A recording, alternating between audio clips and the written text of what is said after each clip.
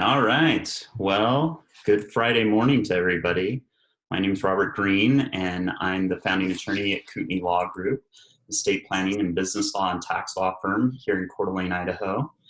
As you can see, I am not at the office today. Like most days, I'm working remotely, as is pretty much everybody I know at this point. And Jason Gray and Corey Smith are joining me on a Zoom call, as we do nowadays in the COVID-19 world. And we're going to sort of do a little debrief of our week and talk to each other. And we thought it might be somewhat interesting for folks to see what that looks like. Obviously, we won't be revealing any confidential client information or private information, but we're going to talk more generally about what we're seeing in our legal practice right now under pandemic circumstances and what sorts of things are coming up for people and some of the information that we're sharing with our clients and with people that are calling the office. So good morning, everybody. How is everyone? Good. Doing well. Good. Had my coffee, so I'm ready to go. Awesome. I'm still working on my second cup. All right. Well, it's been an interesting week, obviously, for us, as it has been for everybody for a while now. A few things that I am seeing regularly in our practice are people calling, number one, just sort of wondering, like, can they get anything done? Can they meet with us? Can they talk to us? If they need to sign something, can that be accomplished under the current circumstances with our office being closed for the most part? And of course, as you guys know, the answer to that is yes. We've come up with, as I think a lot of offices have, some systems and processes to be able to do the things we normally do, or at least most of them, while minimizing person-to-person contact. And how has that been for you guys? We've been doing all of our meetings that we can, either through Zoom or via telephone with clients. And we have been signing documents that need to be signed by the use of something we're calling our drive-through signing process, which, as you guys know, essentially means clients drive into our parking lot. We walk out there with recently sanitized documents, wearing gloves and bringing pens to sign things. And we spend about 2 or 3 minutes, maybe 5 minutes at the car side with somebody, having them sign their documents. And then we run back into the office and they get to go home. So that has worked pretty well so far for most of my clients. How are things going for you guys?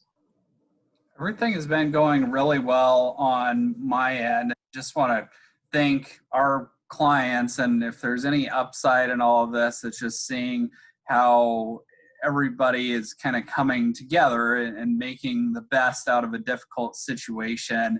Yeah. And with my clients just being really flexible, doing these types of video meetings, also doing phone calls, and just keeping those lines of communication open. I've been able to get a lot done, so there really hasn't been a setback or anything as far as my clients that were currently getting ready to finalize their documents or submit their Medicaid applications or VA benefits applications. It's worked really well. And then probably the biggest hurdle, which I think has been going well for us, is just trying to figure out the signing part of it. And then for our clients that are here locally with our process, that's been really smooth. But trying to coordinate with clients that maybe aren't here, we have a lot of clients that maybe live out of the area during winter, and so that's been a little bit more challenging, but we're working through that as well if there's something that does have to be notarized, and working through that process. Yeah. A lot of people are asking me about electronically signing documents. And of course, for real estate, for example, a lot of times that will work. And in fact, it's, even before the pandemic, kind of the norm nowadays in a lot of industries like real estate. But for, at least in the state of Idaho, for the types of documents that we are usually dealing with, the majority of them do have to be signed in front of at least a notary, if not a notary and a couple of independent witnesses. And so that can make things tricky, obviously, while we're trying to keep social distancing and all of that. But the car side drive-through signing thing works well because we're able to bring those witnesses out with us to visually see the clients signing the documents right there in their car, and then we can run back in and have the witnesses sign off on everything, saying that they saw it and get everything notarized. So that has worked pretty well so far. I've not had to do it in the rain yet. Which, we've got a couple of nice big new umbrellas for the office. So the first time I get to run out to somebody's car holding their legal documents in the rain, we'll see if I can do that without causing any delays. But so far so good. I'm really happy, actually, given the circumstances, with how much we're able to still do. I would say we're still getting, easily 90 to 95% of things done that we would have been doing under normal circumstances. Corey, how's it been for you this week? Yeah, about the same. It has been pretty smooth getting some signings done. I think it'll be interesting this week. Have one coming up where someone is quarantined in an assisted living facility. Yeah. But we do have a notary within the facility, Great. as well as some other people to witness. So I think that will be interesting. Probably more of a function of dropping off the documents and then picking them up, and then remotely answering any questions that come up during that process. So I think that one will be interesting, as you're not there for the actual signing, but hopefully we'll still be able to get all their questions answered and still kind of guide them through that process. Yeah.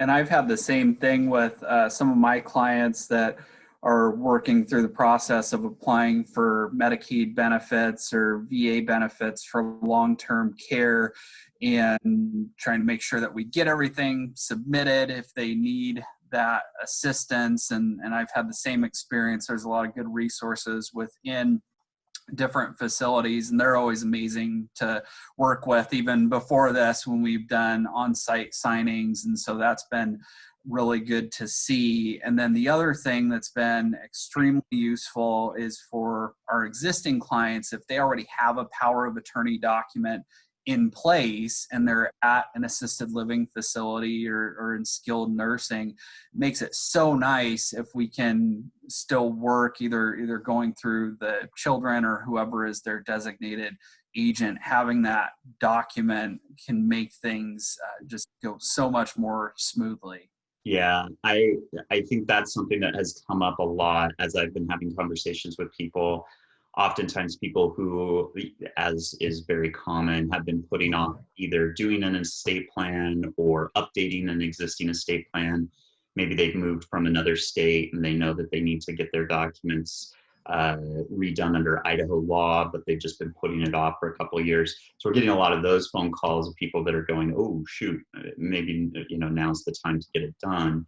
And I think that's wise of people with power of attorney documentation, especially. The entire estate plan obviously can be important, but I harp on this all the time, even prior to the pandemic, that the power of attorney documents within an estate plan typically are the most important for most people during their lifetime, certainly, because those are the documents that are going to say, here's somebody who can make my decisions for me if I'm unable to for any reason.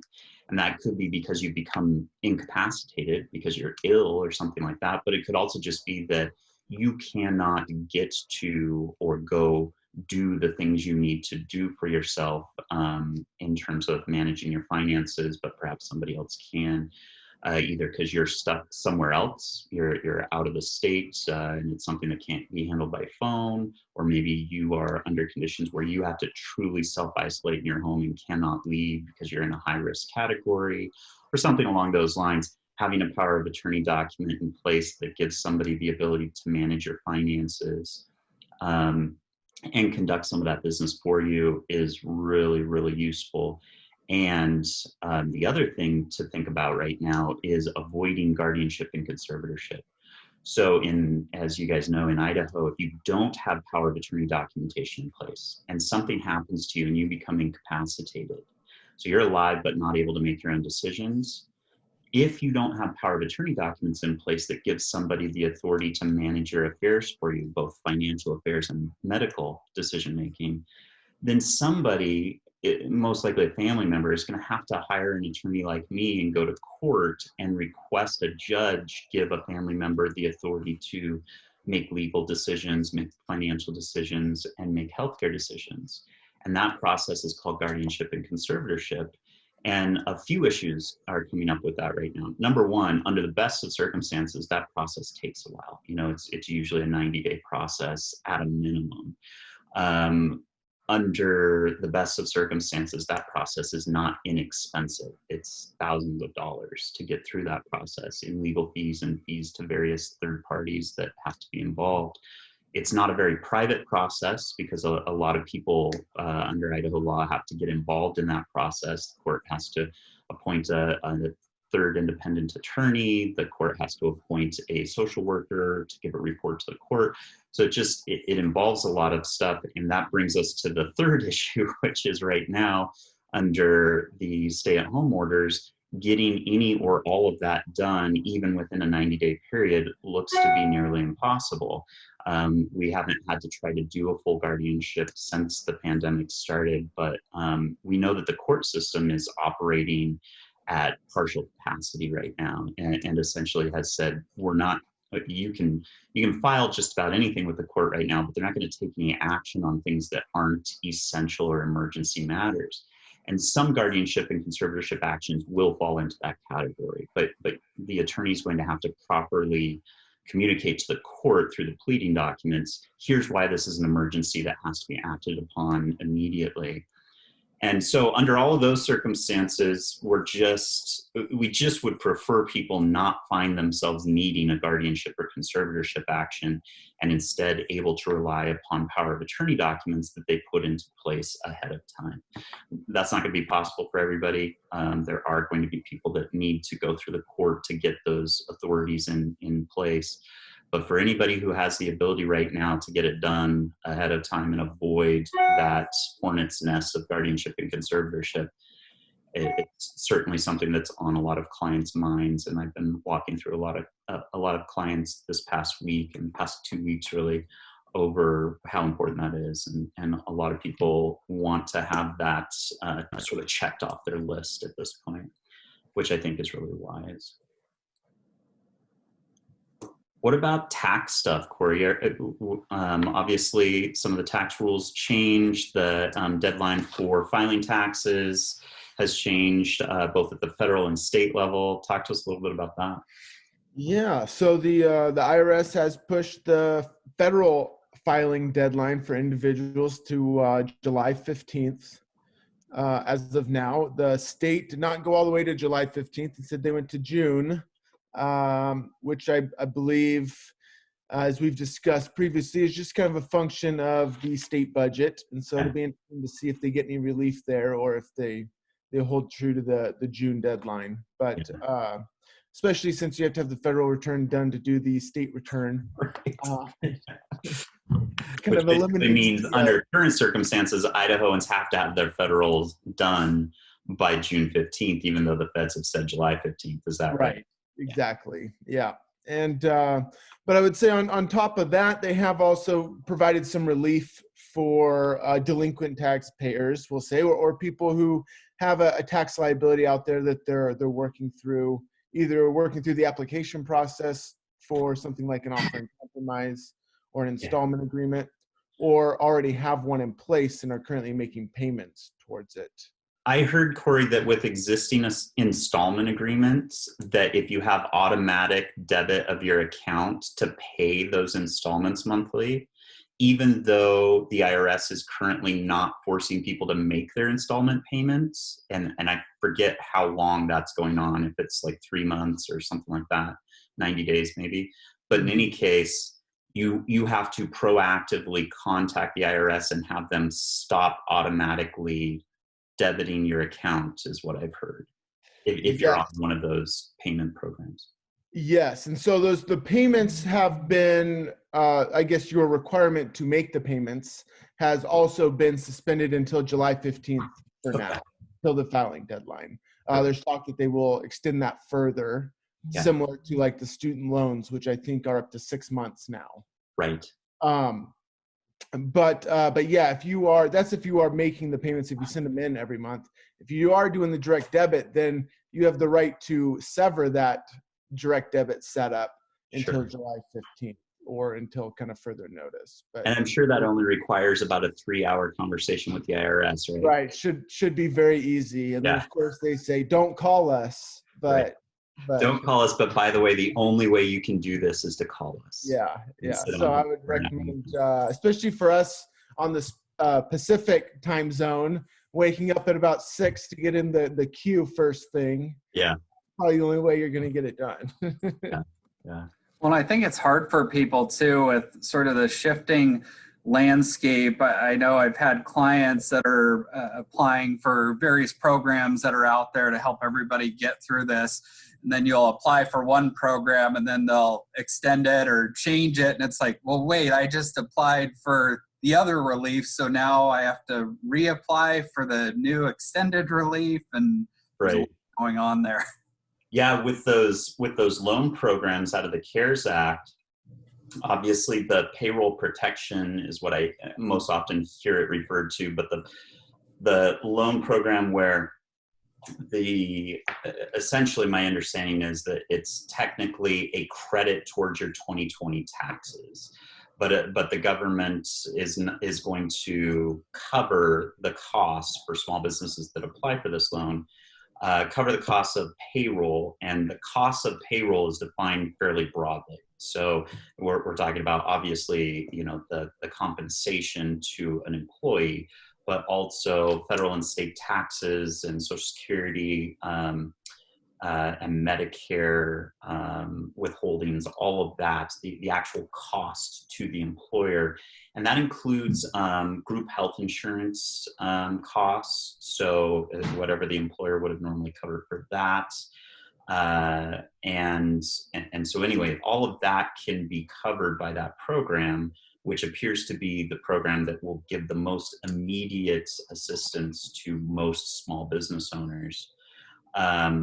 But there are some interesting things about it that I don't know have necessarily been worked out yet. And what I'm encouraging people when I talk to them about it that are looking at applying for that is to keep the money you get from it very, very easy to track separately. So this may even require setting up a separate checking account at your bank where you deposit these funds. And the reason that I'm recommending that to people is it appears that at some point there may need to be a way to trace how you use those funds as a business owner. So if you don't, because essentially you're going to get the funds right away. In theory, nobody has received them yet, but you're going to get the funds right away, and then you're supposed to use them to cover payroll costs. And there are a few other categories of things that they've said if you essentially have an excess, you can use for these things too. So things like rent or mortgage payments and a couple other things fall into that category. But what that tells me is that because there's no mechanism on the front end when you get the money to ensure that you've used it for its intended purpose, there's probably going to be some sort of an accounting requirement at the end when you're asking them to convert the loan into a grant that doesn't have to be repaid. And so I'm encouraging people to be able to track how they've used that money really in a detailed way. And the easiest way probably to do that is to just have a whole separate account that you deposit those funds into and withdraw them from for, payroll purposes and that sort of thing. So we'll see what happens with those programs, because obviously they're just starting to get implemented. I'm sure we're going to start getting a lot more questions about them and how the various programs interact with each other. And it does appear that some programs are mutually exclusive with others and things like that. So all of that, everybody I think is trying to sort out, including the government right now, considering that for at least part of the programs, they don't even have application processes in place yet. And I've been having those same conversations with business clients, and a lot of questions about pre-existing obligations. So if you're a party to a contract and that's a long-term contract, what does that look like? Of course, the law still applies. And if you entered into a binding agreement, you need to follow through with that. But this change in circumstances certainly creates some practical issues, both on the side of if you're looking at, well, I'm obligated to pay these business expenses. I have a contract. It's a year-long contract. It's a 5-year-long contract. I can't make those payments. I just literally don't have the funds. What should I do? Or on the other side, if your business is contract-based and so you have clients or customers that regularly pay you, even if they paid you last month, there might not be any guarantees depending on the type of business. And so trying to be proactive, just like with looking at different remedies and government funding, also just thinking through, well, what could I do? What can I do right now? And sort of taking back that control. So the worst thing you can do, especially as a business owner, is just kind of ignore everything and say, oh my gosh, the ship is sinking. I'll just kind of, let things happen. And there's a lot of things you can do. And I've already seen that.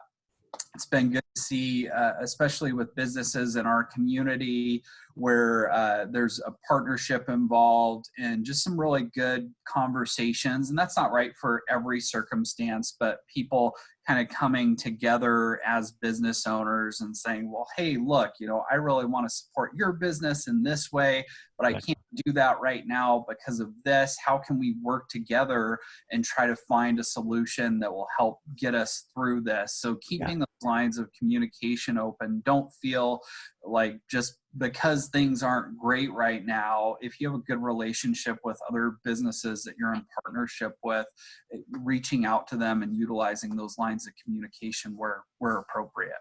Yeah, I think that's really smart. The other thing that I've seen a lot of and would encourage people to explore for themselves, both personally and as business owners, if they are, is just reaching out to your lenders, talking to them about deferrals of payments. I have heard fewer, I've heard more success stories in doing this than I've heard failures. So most lenders, I think right now, are in a mode of, if you ask them for a deferral payment, they're likely to give it to you for at least 60 or 90 days. And this could be, just your personal credit cards. This could be business credit cards. This could be your landlord. If you're a business owner, obviously there's eviction protection that's been put into place for personal residents, for people that are renting their personal residence. But if you're a business owner and you're renting from a landlord, don't hesitate to talk to them either about, is there some relief? I'm not able to use my building right now. We're closed down. There's no revenue. I'm trying to keep things tight, but then keep in mind that they are likely business owners as well, and probably in a similar position to you. But have those conversations. If you haven't, we've already kind of talked about this, but if you've got student loans and you haven't reached out to your lender, and that may be any one of a handful of service providers that handle federal student loans.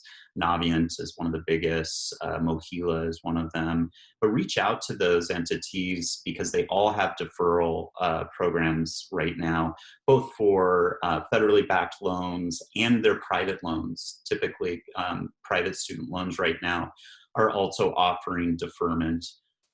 So essentially anybody you owe money to, if you truly can't pay it right now, and need some breathing room, don't hesitate to reach out and make those phone calls. Don't think that it's inappropriate in any way or anything like that. And something that I think all of us as individuals sometimes need to remember is that this is how businesses conduct themselves all the time. Businesses regularly owe money to vendors or service providers and have to renegotiate because of flummoxes in cash flow and things like that. And so sometimes people just think that even having a conversation like this is somehow inappropriate, or that they're going to be scoffed at by the lender or whatever entity they might need to converse with. But I would encourage people, especially in the current conditions, to reach out and have those conversations, and not, as you were saying, Jason, kind of stick your head in the sand and just think, well, the sky's falling and I'll look up once it's done falling. Good. Well, anything else interesting from this week? How's working at home? Well, you gotta talk over the dogs fighting, but other than that, That's right. it's been going well. That's right. its own challenges. All right.